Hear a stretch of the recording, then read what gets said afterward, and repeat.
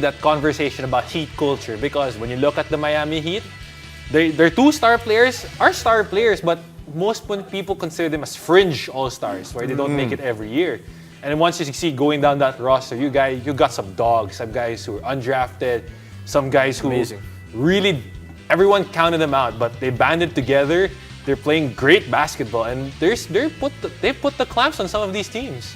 You know, Magic Johnson said that he never saw the Celtics give up in the face of in their entire history, but then in the face of what the Heat did against the Boston Celtics this time around, why do you feel? You mentioned the Heat culture, but then the fact that Jimmy Butler is not necessarily the guy starring in this playoff run in the brightest, because there's been so many bright spots.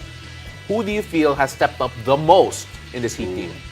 I think the easiest person to say is Bam Adebayo, because there's a stat when he scores above 20 points, they're undefeated this playoffs. Wow. But I don't want to go to Bam. Let's not pick a big man this time. Let's go with Caleb. I like how you laughed on that. Caleb Martin, where started the season, he was a free agent. It took a call from J. Cole to the Miami Heat organization, like, hey, my guy's a free agent. And look at him now. He's starring in his role in the Miami Heat, where he's coming up big off the bench. So listen to hip-hop artists. Yep, that's for sure. That's one probably tip for all basketball players out there. But, you know, when you talk about the Heat, Jimmy Butler, you got to talk about him really quickly right here, because we'll dive into him later. Yeah. He's so simple for me. Like, he doesn't have that bag that maybe Dame has, or Trey has, or maybe Kyrie. For me, basketball is so simple for Jimmy. What do you see in him here in the playoffs? It's just a different level for Jimmy.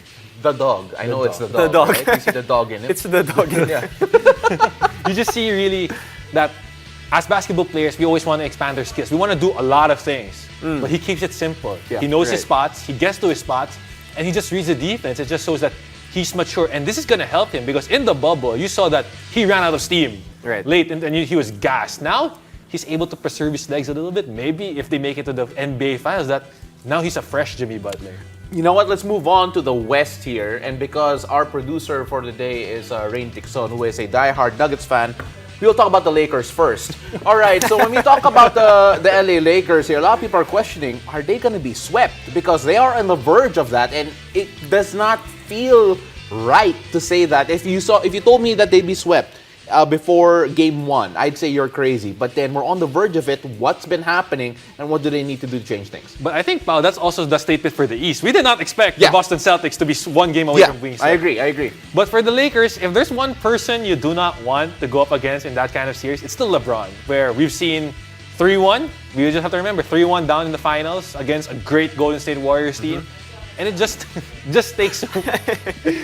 takes one. And maybe they haven't figured out. D'Lo hasn't been himself. AD has now had to step up, because now he has to be both offense and defense, because he's going up against Nikola Jokic. Yeah. Well, first of all, this is the reason why the Denver Nuggets are so motivated going up against the Lakers, because Pau just talked about the Lakers, even if they're down 0-3. The narrative is against them. Mike Malone just used that to motivate his players. But this Denver Nuggets team, Isaac, well-oiled machine in the playoffs. And I think this is where we might see that the two coaches who have veteran experience are the ones winning, because both Darvin Ham and Joe Mazzulla, first-time head coaches. Yeah, right. And you see that Nuggets team where a lot of the guys were drafted by the organization, a lot of them were developed by them. And even you heard the story of Jamal Murray, where he made the phone call like, am I going to get traded? And they said, no, we will double down on you. This is when he got injured. He got injured. And they found good vets. Jeff Green, top of mind. And this Aaron Gordon. They find complementary pieces to that roster. Yeah, you know, you take a look at what they've been doing, and the roster just has been clicking, not necessarily all the star power like an LA has. Agreed. But then, speaking about a star that we don't talk about enough. In fact, we don't talk about him enough that in our last segment today, we're not going to focus on him. Nikola Jokic. Nikola Jokic has been averaging a triple-double here. Wow. And he has been, again, the driving force, the guy for Denver. It's not surprising anymore that we're talking about him in such high esteem. I think he's pissed off that he didn't get his third MVP in a row. Probably, or he does not care. Or he doesn't care. It's one of the, as you said, it's one of the two. But you just see that how he's now paving the way for these players that you don't have to be the most athletic. Right. You don't have to be the best highlight reel guy. You just have to play smart basketball, have good skill, and just read the game. Play like Isaac Go. I mean, Nikola Jokic. That's the way to go about it. But then we talk about Nikola Jokic and the effort that he's been putting up here. And you talk about the fact that Denver, it's not necessarily talked about prior to this, but then more people are concentrating on the Lakers' failure. Do you think if they make it into the finals, they'll still hold that underdog tag against a potential matchup with the Miami Heat? Mahirap because it's two underdog teams, but this Denver team, I think, falls in the same class as your Utah Jazz team, which is I had to sneak it. Really, really good regular season teams, but seem to not get it together in the playoffs. And this might be that first year where everything just finally clicks, everything's going well for them, that they have this, they see the light at the end of the tunnel, not to the NBA Finals. It's now, do they get there?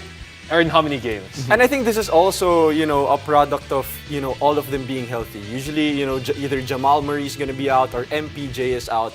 With the way they're playing, Denver is, Isaac, is their pace sustainable all the way up to the finals? They've been playing at a crazy pace, running up and down, trying to outrun their opponents. Maybe it's helpful that you have your home court's Denver, and that's what they always say, that teams do not want to fly into Denver on a back-to-back because the altitude, the weather, the temperature just kills everybody. But again, they're used to it, they're playing really well, and they got some rest early on in the playoffs that might pay dividends. So it's a sweep, Isaac, yes or no?